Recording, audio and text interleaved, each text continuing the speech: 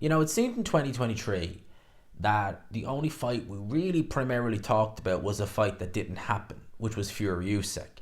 Now, thankfully, as it stands, it is happening in May of this year.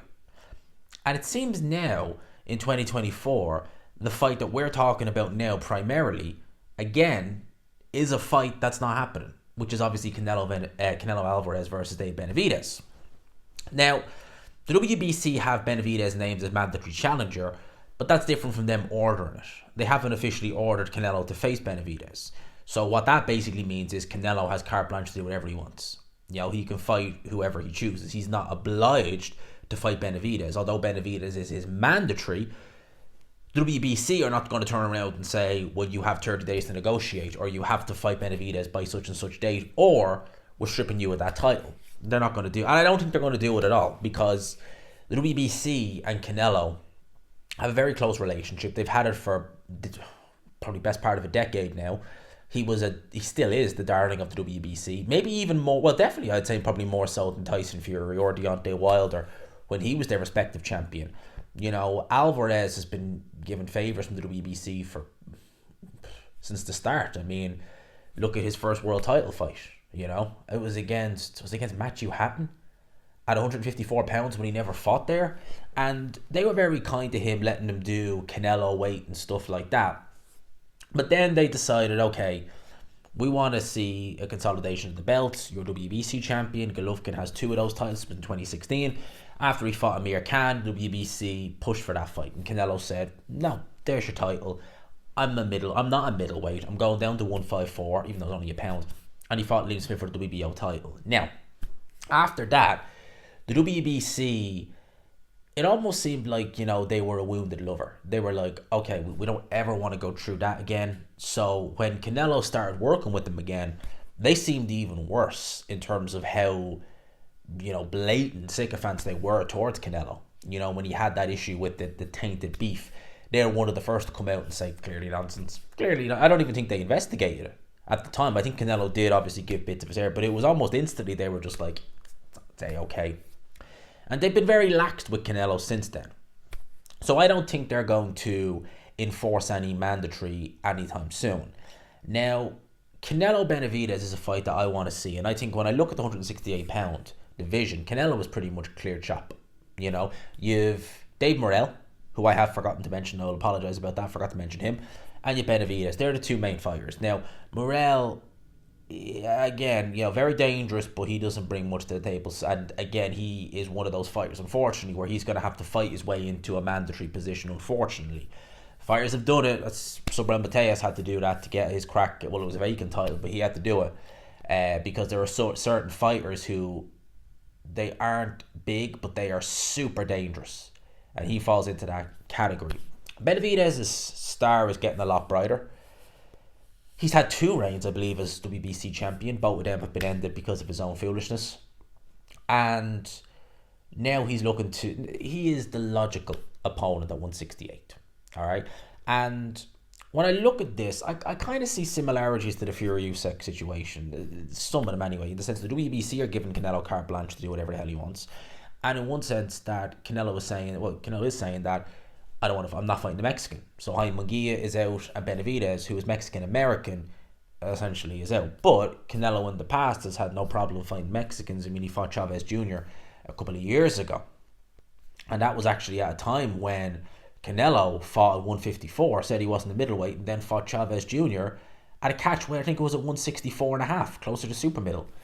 So, look, Canelo has done this in the past, and I've always spoken very highly of Canelo, and I think he is one of the best fighters in the world, pound for pound. I don't like using pound for pound, but to look at Alvarez, he is a tremendous talent. What's frustrating is that it seems that with Fury, we all came down on him, quite rightly so. He needed to, and I think that helped get this Usyk fight. But with Canelo, there's not really anybody coming. Well, there is, but it's not to that extent. But it's similar. Yes, Canelo was done more at his respective weight division than Tyson Fury did.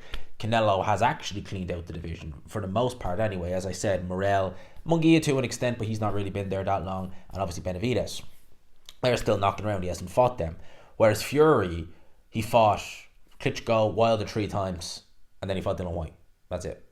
I'm not going to class Chisora at that point because, that was not the Chisora. Well, that Chisora, however good was he? But he hadn't fought the Arslan Makhmudovs, the Frank Sanchez, the Martin Bacolis, etc. All right, whereas Canelo has fought his respective fighters. But that doesn't give him a pass to be able to go and say, I'm going to bring Terence Crawford up 3 weight divisions, or I'm going to fight Charlo, who's not had a meaningful fight in the last 4 years. First dibs, even after I had a stinker with his brother in his last fight. Whilst there's better opponents there for him to fight, I don't think that should be accepted, personally. And I don't think that you can spin this narrative that Canelo has done so much. And Canelo is a legend. He's a legend. He's one of the best fighters of this era. There's no doubt. He's done so much. But if you have all those titles and you claim to be the best, there's a challenger.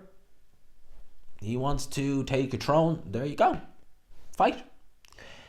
And my worry is that Canelo, look, there's talk that he might not fight him in 2024, which means that it could be 2025. Now, Canelo, yes, he's not getting any younger. He's in his mid-30s now. But Benavidez has been fighting at that weight, 168, for his whole career, and he's missed weight in the past. He is a huge there's 168 pounders. And there's Benavidez. He is massive at that weight. And I wonder how long can he safely make that weight, because at this point now it's got to be an absolute struggle for him.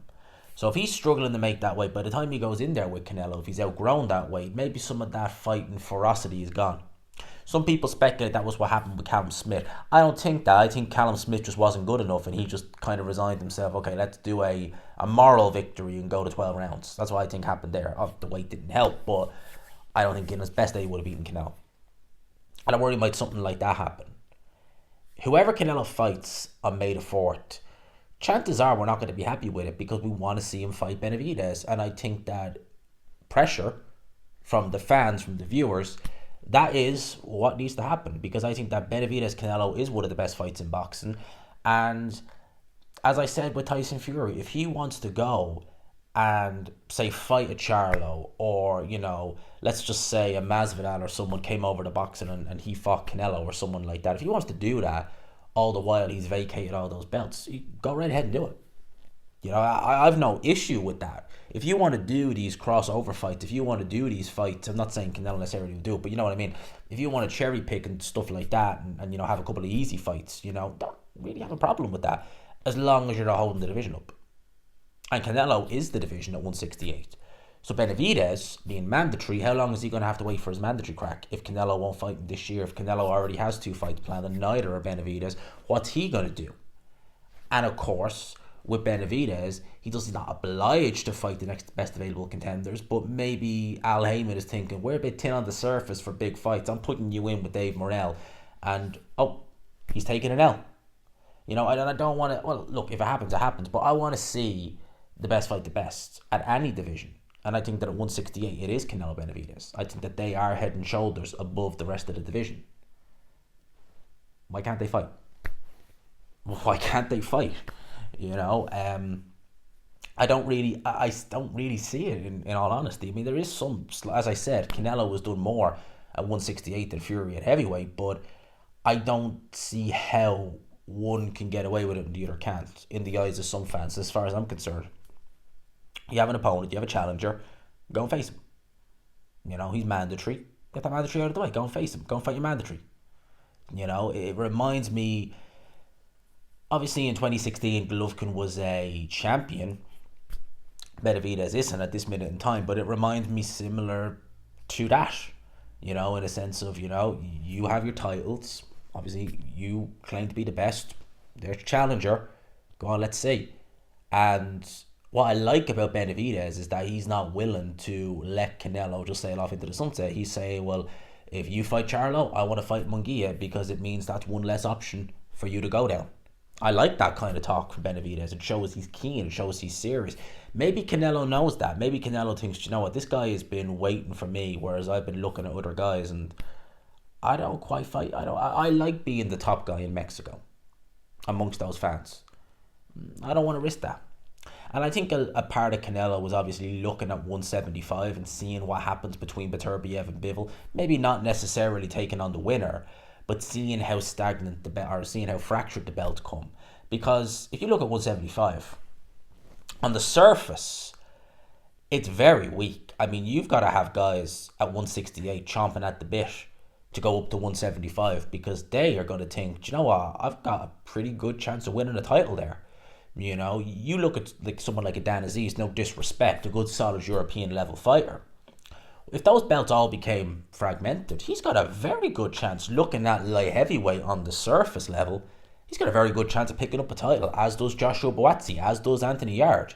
It's probably one of the reasons why Yarde is going to stick around at 175, because you look at it on the surface, when you take Bivol and Beterbiev away, it's not exactly stacked. Yes, Vodcek is there, but he's already retired. God knows what's really left in the tank. I mean, it's crazy to think that Vodcek, you could argue, was the third best light heavyweight in the world, considering the guy retired for a couple of years and only come back in the last, year and a half, 2 years. It really does show how, you know, at surface level light heavyweight, it's really thin on the ground. Really is. You know, Alida Alvarez is gone. I think he's gone anyway. Joe Smith's lost and moved up to 200. Zerdo is gone. Kovalev is long since gone. Who else was sticking around there? There was a few, like obviously Vodcek was probably in his prime and kind of when he fought Stevenson. Stevenson's long gone. So since they've all gone, the light heavyweight division has just been like that. And I'm sure Alvarez is looking, Canelo was looking and thinking, you know, I'll pick up a title or two pretty easy. Yeah, 175, yeah, I'll pick one up reasonably easy. That's my thoughts on that. Let me know yours in the comment section below, lads. I hope you enjoyed it. Smash the like button if you could, and subscribe, of course, if you haven't already. And for now, I will leave it there. Peace.